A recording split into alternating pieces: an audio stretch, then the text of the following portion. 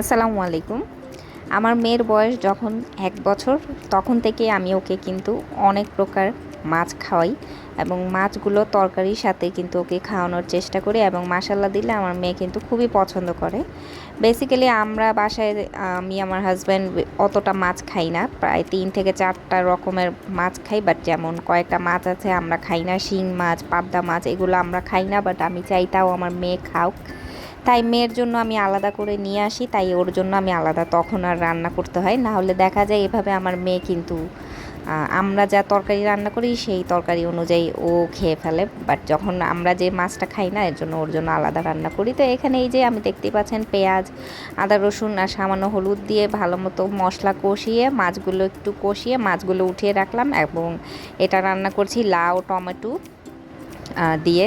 এটা খুবই পছন্দ করে আমার মেয়ে, মাশাল্লাহ দিলে ও লাউটা খুবই পছন্দ করে। লাউ মুরগি হোক বা মাছ হোক আমার মেয়ে মাশাল্লাহ দিলে পছন্দ করে এবং লাউটা খাওয়া ভালো।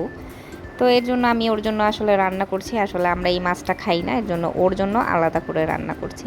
তো দেখতেই পাচ্ছেন লাউগুলো একদম গলে গিয়েছে এবং সুন্দর একটা কালার আসছে। আচ্ছা, যখন ওর জন্য আলাদা রান্না করি তখন আর মরিচের গুঁড়াটা অ্যাড করি না, বাট এইভাবে যখন আমাদের জন্য রান্না করি আমরা যে পরিমাণ ঝাল খাই ওকে ওই ঝালটাই খাওয়াই। আসলে ডাক্তার যখন আমি ৬ মাস তখন থেকে ওকে ডাক্তারকে যখন জিজ্ঞেস করেছিলাম মেয়েকে কী খাওয়াবো, ডাক্তার একটাই কথা বলেছিল যে আপনারা বাসায় যা খান আপনার হাঁড়িতে যে খাবার সে খাবারই বাচ্চাকে দিবেন। তো সেই ফোকাস করেই আমি আসলে তখন থেকে আমরা যা খাই তাতেই মেয়েকে অভ্যস্ত করেছি।